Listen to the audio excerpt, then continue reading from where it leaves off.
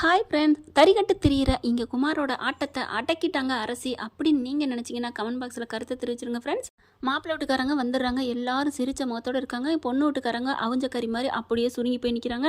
எவ்வளோ நேரம் தான் சும்மா இருப்பீங்க சொல்லுங்க அப்படின்னு அந்த கும்பல்லேருந்து ஒரு அம்மா சொல்லிடுறாங்க. அப்போ தான் தெரியுது பொண்ணு காணாமல் போயிடுச்சுன்னு.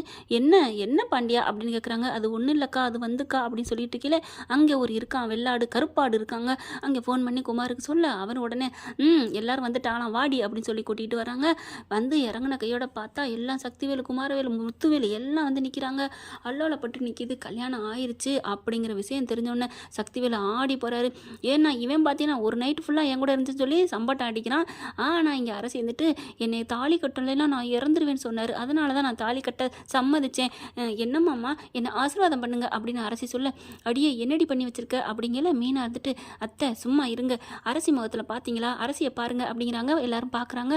கொஞ்சம் கூட பயமோ நடுக்கமோ எதுவுமே இல்லை. அப்பா அவள் ஏதோ ஒரு பிளான் போடுறா, இவன் என்ன மாதிரி பண்ணுறான் பார்த்தீங்களா, இவன் சொன்னதான் கரெக்டு, தாலியெல்லாம் கட்டலை எதுவுமே பண்ணலை, சும்மா தான் அப்படி நாடகம் ஆடுறான், நம்ம பேரை கெட்டு குட்டிச்சோராக ஆக்கணும்னு நினைக்கிறான், அதனால கொஞ்சம் அமைதியாக இருங்க அத்தை, அரசி என்ன பண்ணுறாலோ அது கரெக்டாக நடக்கும் அப்படிங்கிறாங்க.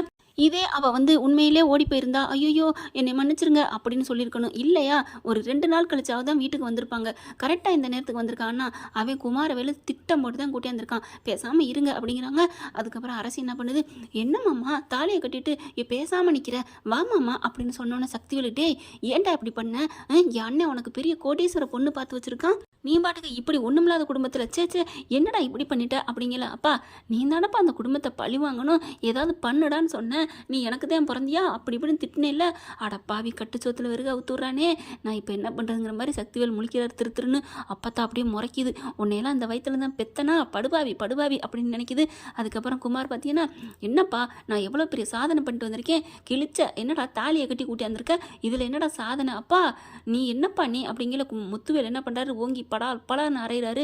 என்னடா பண்ணி வச்சிருக்க, நான் அன்னைக்கே சொல்லிட்டேன்ல, அவங்க வீட்டாளுங்க ஃபுல்லாக நம்ம வீட்டில் வந்து இப்போ கூட வந்து கேட்டாங்கடா 3 பேரும், நான் இல்லை என் பிள்ளை அப்படி தப்பு பண்ணியிருக்க மாட்டேன்னு சொன்னேன்டா, என்ன சக்திவேல் ஏதோ திருச்சிக்கு அனுப்புறேன்னு சொன்னேன், அண்ணே அது வந்துண்ணே எனக்கே தெரியாதுண்ணே அப்படிங்க.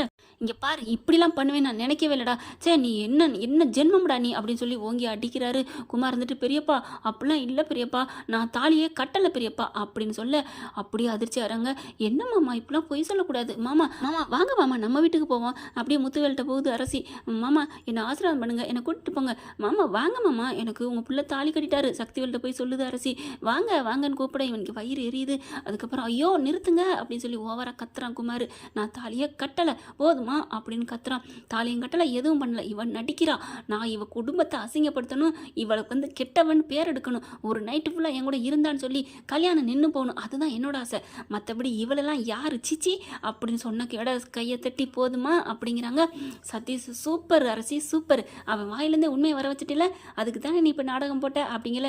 சூப்பருங்க, இப்படி தாங்க புரிஞ்சுக்கிற புருஷன் கிடச்சா கொடுத்து வச்சிருக்கணும்னு சொல்லுவாங்க. அதே மாதிரி சதீஷை பார்த்து சொல்கிறாங்க அரசி. அப்படியே எல்லாரும் பாண்டியிலேருந்து கோமதியிலேருந்து என்னடி சொல்கிற அப்படிங்கிறாங்களா. ஆமாம்மா இவன் இந்த மாதிரி பண்ணுவேன்னு நினைக்கவே இல்லை, அதனால தான் நான் காரில் கூட்டிகிட்டு வரும்போதே அங்கே கடந்த தாலி எடுத்து இப்போ தான் இறங்குறதுக்கு முன்னாடி நான் கொஞ்ச நேரத்துக்கு முன்னாடி தாலி நானே கட்டிக்கிட்டேன்.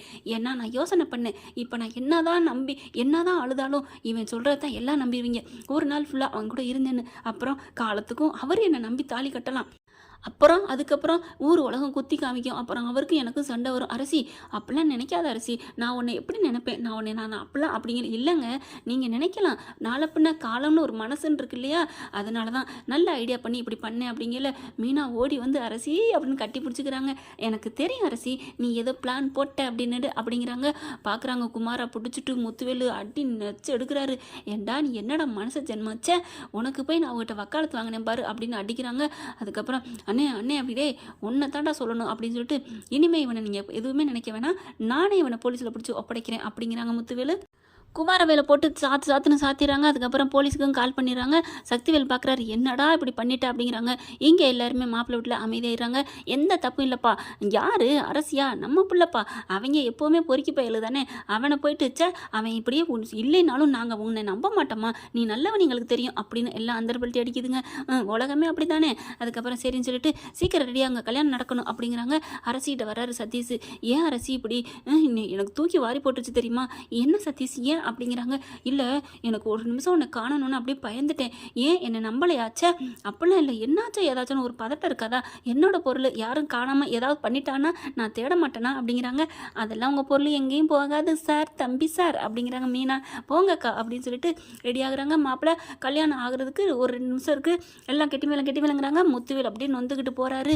இங்கே அப்பத்தா இருந்துட்டு கல்யாணத்தை ஜாம் நடத்த பார்க்குது. நான் ஏன் தான் இப்படி ஒரு பிள்ளையை பெற்றேன்னு அவன் ஏன் இப்படி ஒரு பிள்ளையை பெற்றேன்னு தெரியல அப்படிங்கிறாங்க. போட்டு அடின்னு சக்திவேல் என்ன பண்ணுறாரு, குமாரை போட்டு அடிக்கிறாங்க. என்னடா பிளான் போட்ட யார் நீ? விழுந்து பிளான் போட்டு அவளை ஒரு நாள் நைட்டு ஃபுல்லாக வச்சுட்டு வந்திருக்க. அவள் ஒரு நிமிஷத்தில் பிளானை அப்படியே திருப்பி போட்டாலே, தோசையை திருப்பி போடனே உன் வாயிலே எல்லா உண்மையை ஒத்துக்க வச்சுட்டால. அவள் எவ்வளோ கிரிமினல் பார்த்தியா?